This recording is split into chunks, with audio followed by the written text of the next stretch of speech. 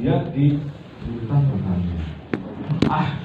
Jadi banyak Pak Sofi Sudirman, mantan Gubernur Jawa Timur, mantan Wagub DKI, pernah ketua LPNU, Lembaga Perekonomian NU. Ya ternyata juga nggak ada apa-apanya. Emang Pak Sofi goblok kan nggak mungkin. Nah pertanyaan ini yang kita jawab. Kenapa orang-orang hebat ini ketika masuk di NU itu kok nggak bisa dia mengaktualisasikan kemampuannya dengan baik? Ternyata Pak, saya sudah banyak, karena sudah lama ya sendiri. Ternyata NU tidak pernah memberikan media yang cocok untuk mereka. Makanya selalu gagal. Kan kalau Mbak Sofi suruh pengajian kan tidak mungkin. Iya kan? Nah, kebiasaannya NU tetap pengajian. Jadi mereka bingung lah. Saya mau gimana kalau aktivitas NU itu cuma pengajian toh? Kan gitu. Subianto, itu pengajiannya nggak bisa mengalih kurungnya. Nah, media dia bisa mengembangkan perekonomian ala dia sesuai dengan apa yang tidak. NU tidak bisa. Itu banyak fakta. Yang ahli ini. Nah, masalahnya di mana? Ya salah satunya di manajemen. Nah, kenapa manajemen NU ini gagal? Atau belum sukses, bukan gagal, janganlah kita menghina diri sendiri kan berarti. Menghina diri sendiri, jangan terlalu ngenyak lah kalau bahasa Jawanya begitu. Ngenyak pada diri sendiri, ngenyak orang lain lah yang cocok kan gitu. Nah, kenapa ini? Karena itu tidak pernah memfasilitasi untuk bisa manajemen berjalan dengan baik. Teori manajemen itu sederhana, nggak usah Anda sekolah manajemen. Sekolah manajemen teorinya, tapi cara Anda menerapkan itu yang penting. Bagaimana cara kita menerapkan manajemen itu dengan mudah? Nggak usah pakai teori lah. Syarat dasarnya Anda penuhi, manajemen akan jalan sendiri. Apa syarat dasarnya itu? Biar manajemen itu bisa diterapkan dengan baik. Coba apa? Bukan masalah dasar, perencanaan pendukung sudah. Saat dasar biar manajemen itu bisa diterapkan dengan baik. Semua itu ngalah. Syaratnya apa tahu? Tempat.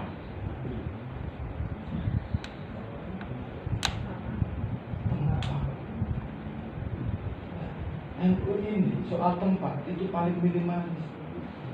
Ini ada kotak kamar luasnya 4x5, 20 meter persegi, diisi oleh 17 lembaga dan 14 badan otonom. Apa enggak gendeng? Gimana dia itu mau menempati? Bagaimana manajemen bisa diterapkan? Satu lembaga ini kekuasaan cuma satu meja. Ini ada 20 meja. Meja tulis LP Marif, sebelahnya LDNO, sebelahnya lagi ini, yang sebelah sana Ansor, Muslimat, Partai. Nah gimana mau kita berbeda? Mau kita bisa beraktivitas dengan baik, mau bisa menerapkan manajemen dengan baik, nggak bakal bisa bapak-bapak, ibu-ibu. Sekarang mau tanya, kalau orang nggak punya rumah, itu namanya apa?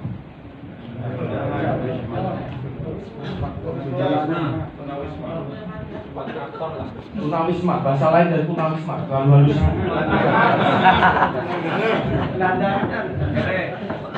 Gelandangan. Kalau organisasi nggak punya rumah, namanya apa?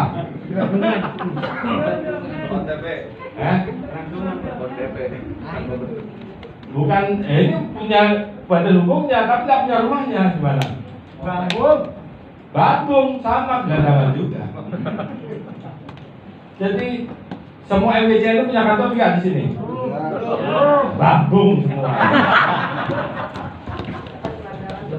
Gelandangan semua. Oh nggak malu gitu, kemana-mana bawa jas, bawa mobil. Nggak punya rumah itu nggak malu. Kalau saya malu tuh. Malu dong. Mana-mana pakai baju NU. Buaya ini bapak ini ya. Itu kemana-mana ini pengajian jadi ini.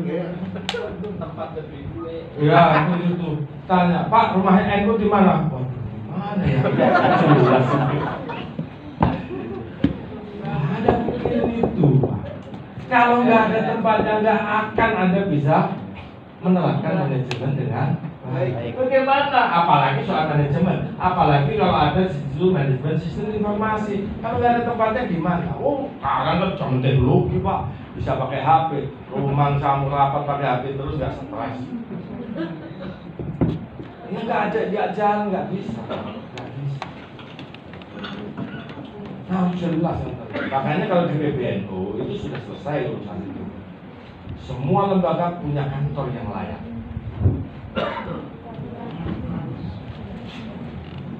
Nggak ada lembaga yang nggak punya kantor. Karena ini repot kalau nggak punya kantor. Pengurus harian itu aja punya kantor. Mas Hendy kalau yang saya PBNU. Satu ruang paling ini 1-2 meja dan tempat sofanya atau tempat untuk ngobrol itu masih punya kekuasaan satu orang, satu meja satu orang.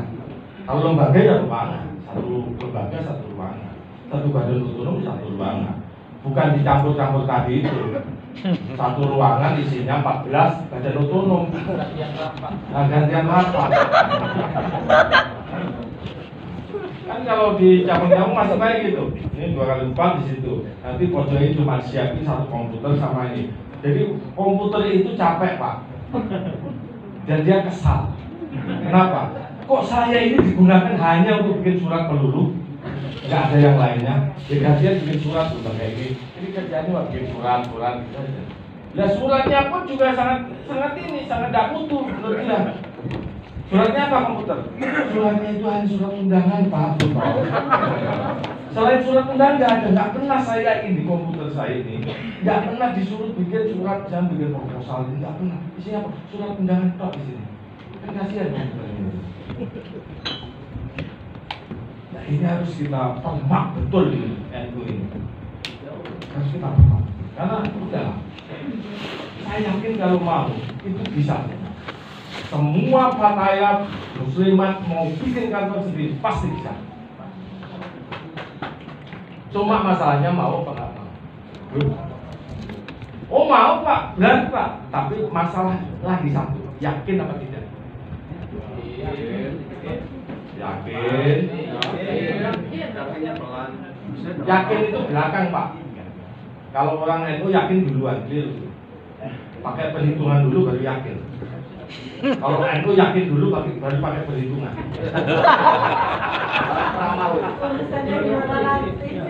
Harus pakai perhitungan dulu baru yakin. Kalau orang NU yakin dulu baru pakai perhitungan. Pakai perhitungan dulu dong. Dalam bahasa umum, pemetaan, analisis segala macam itu. Kemudian dari hitungan ini adalah bisa laksanakan bayar. Kalau yakin dulu, akhirnya kejadian selama ini yakin tok tapi nggak ada hasilnya. Karena nggak pakai perhitungan. Nah, gitu, ya. Jadi itu, ini. Jadi semua EPCN itu habis ini harus punya kantor. Apa itu nggak akan bisa menerapkan Yang keempat, meningkatnya jaringan kerjasama dengan berbagai pihak. Nah ini yang kalau ini eksis, yang poin 3 eksis, yang ini tuh mudah. Yang poin 4 ini mudah. Saya mau tanya, Anda mau kerjasama? NU itu kan apa? Dia harus kerjasama dengan banyak pihak melalui jaringan. Saya mau tanya, Pak, saya mau main di kantor Anda. Kira-kira gimana? Ini udah ada jaringan lah, entah siapa, entah sekda kalau kalangan di kabupaten ya, sekretaris wali kota atau apalah, atau orang luar swasta gitu. Gimana ya? Anu aja Pak, nanti kita ketemunya di sini. Lama-lama kan yang jaringannya dulu. Ini kok saya kalau punya kantor mesti dia membelokkan aku. Akhirnya dia menjadi nggak yakin. Bisa enggak ini saya itu sebetulnya mau kerjasama dan ini hal yang besar. Kalau kantor aja nggak punya, bagaimana orang dianggap layak dia untuk kerjasama dengan baik? Nggak bakal Pak. Di sini pasti banyak profesi tahu lah hitung-hitungan kayak gitu. Yang profesional itu. Iya kan? Makanya punya kantornya pun juga jelas. Jangan kantor itu ketika masuk tidak ada itunya sama sekali, tidak ada suasana kantornya, tidak ada. Saya pernah ketua lembaga, sebelum di harian saya ketua lembaga. Ya, pernah di LPBI juga pernah di LKN sama. Jadi pasti yang saya pikir yang pertama kantor. Saya selalu begitu deh. Ada tempat MKN itu jadi pemadian kantor, kantor MKN harus ada tempat, isinya juga isi alat-alat perkantoran yang punya kantor. Ada wifi, ada komputer, ada print, ada macam-macam lah, isinya alat-alat perkantoran. Waktu di LPB itu yang paling besar, Pak saya mau main, silahkan, kita udah kantornya kita bikin keren. Mereka bingung. Karena apa? Karena bahasa orang luar selalu mengatakan NU itu lemah di dalam soal manajemen. Dan itu yang membuat orang luar itu kalau mau kerjasama banyak dengan NU itu selalu tidak percaya. Tapi hari ini coba, saya waktu di LPB itu pernah punya kerjasama. Hari ini masih jalan, saya sudah nggak di LPB. LPB dengan, nah kerjanya bukan dengan pemerintah kalau waktu itu, kerjasama dengan para donor luar negeri semuanya. Mungkin sekarang ini, kemarin saya tanya ke ketuanya namanya Ali, sekarang masih jalan? Masih mas. Sama mana? Yang gede tetap AUSN. AUSN itu Australia Foundation. Nah, berjalan, tapi kecil mas sekarang. Berapa sekarang? Paling cuma satu mas. Satu masih $1 juta. Kadang ya paling ya antara 1 sampai 1,5 lah kata dia begitu. Kalau dulu kan cuma 3. $1 juta kali 14.000 berarti sudah berapa itu? 14 M. Ya cukup lah. Paling dia kerjasama gitu kan paling setahun setengah sampai 2 tahun nanti dinikan lagi, diperpanjang lagi kan modelnya begitu. Bukan 5 tahun Pak. Lah selama saya dari tahun periode kemarin sampai 2007 sampai 2020 kalau saya hitung itu mungkin sudah bisa lebih dapat itu kerjasama itu mungkin mencapai $20 juta. Anda sebut $20 juta kalau kali 10 itu aja berapa? 2T. Bayangkan 2T 200 miliar. Nah, kenapa mereka itu berani sekali kerjasama 3 juta dulu, $2 juta, $3 juta. Itu baru dari ASN, belum dari JIK, belum dari UN, belum dari British Council, macam-macam itu baru dari situ aja. Nah, karena mereka itu kemudian percaya dengan kita. Laporan kita selalu dapat catatan A, kita buktikan. Akhirnya mereka percaya. Akhirnya semakin lama semakin besar. Ini loh, jadi profiling ini harus kita bangun, profiling organisasi. Jangan kemudian NU itu selalu substantif terus. Yang penting kan substansinya kan, substansinya kamu ya. Kantor ayo orang duit ngomong substansi. Ya, ya syariatnya diadakan dulu dan jangan ngomong torikoh melulu lah. Syariatnya diadakan dulu. Syariat organisasi salah satu yang utama apa? Ya kantor. Itu syariat utama ya. FEC harus punya kantor. Muslimat Fatayat, LDNU, LPS punya kantor sendiri semua. Mau sewa, mau dipinjemi, mau dikasih, mau beli sendiri terserah. Yang penting itu ada label sekretariat kantor NU. Entah PJNU, Fatayat NU, Muslimat, Ansor, LDNU dan sebagainya. Punya masing-masing itu ada label itu. MPJNU, ranting NU ada semua. Karena dua ini saling berhubungan. Nah ini akan manajemen tanpa tempat tak mungkin. Nah jaringan tanpa kita, profil kita ini bagus juga orang yang percaya.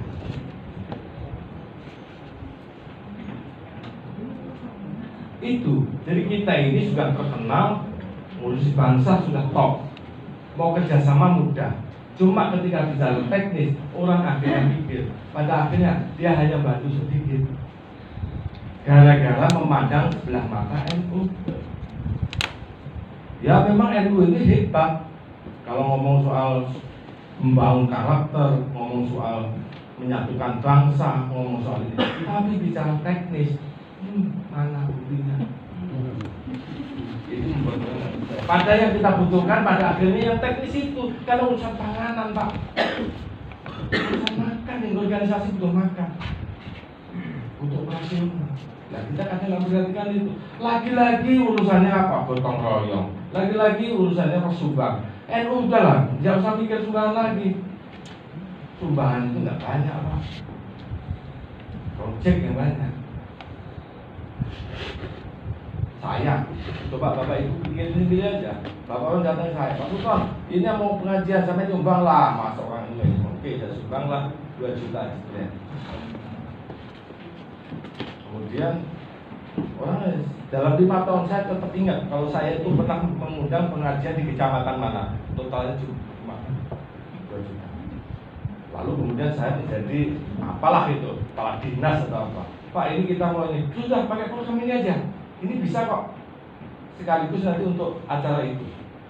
Nilainya berapa? Nilainya 20 juta. Cukup kan? Cukup. Kepala dinas 2 tahun udah lupa, Pak. Kalau dia pernah ngasih program itu nilainya 20 juta. Itu bedanya, Pak, antara sumbangan dengan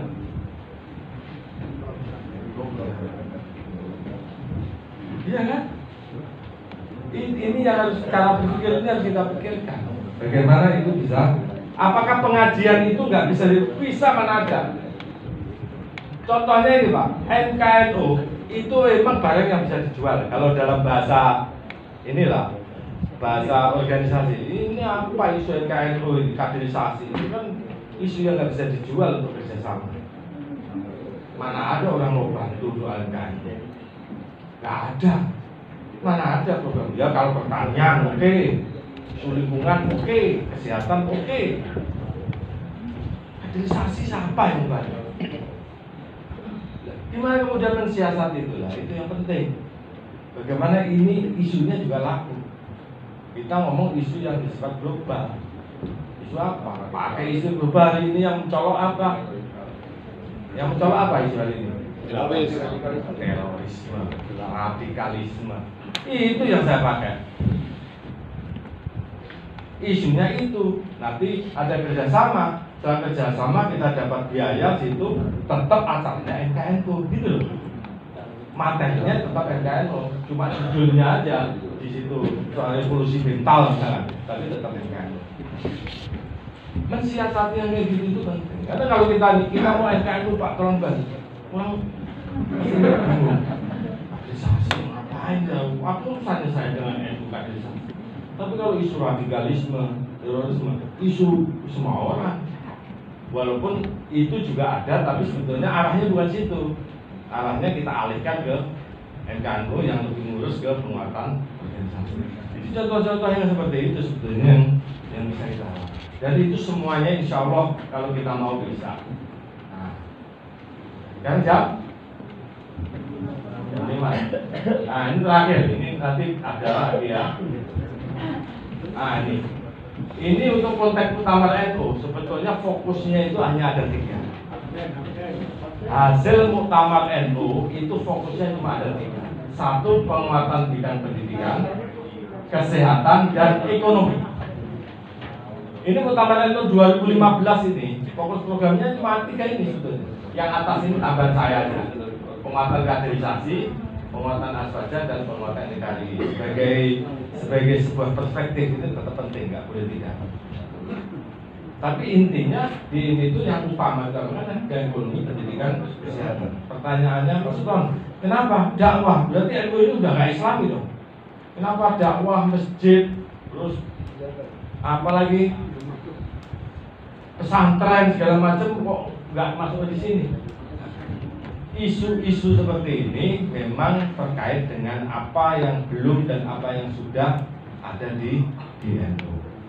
Kalau LDNU segala macam itu sejak berdirinya NU isu ini sudah ada dan dianggap sudah masif lah. Gerakan dakwah NU, LDNU yang lembaga dakwahnya, dai-nya sudah banyak ini. Oke, itu tetap jalan.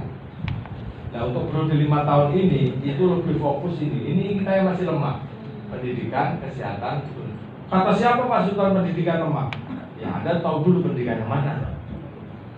Yang kita maksud di sini adalah pendidikan tinggi, bukan pendidikan menengah atau pendidikan dasar. Kalau pendidikan menengah dasar, oke, dah mantap lah kita endun. Tapi pendidikan tinggi, total tahun 2020 data terakhir dari LPTN Lembaga Perguruan Tinggi NU, jumlah perguruan tinggi NU itu 258. Muhammadiyah itu hanya 210. Permasalahannya mayoritas perguruan tinggi di Muhammadiyah universitas, mayoritas pendidikan tinggi dia itu sekolah tinggi. Itu aja bedanya. Kalau soal jumlah pasti banyak NU. Yang kedua, ya otomatis sekolah tinggi di NU pun mayoritas itu adalah sekolah tinggi agama Islam. Lah, kenapa kemudian kita bikin pendidikan ini konteksnya adalah untuk membuat perguruan tinggi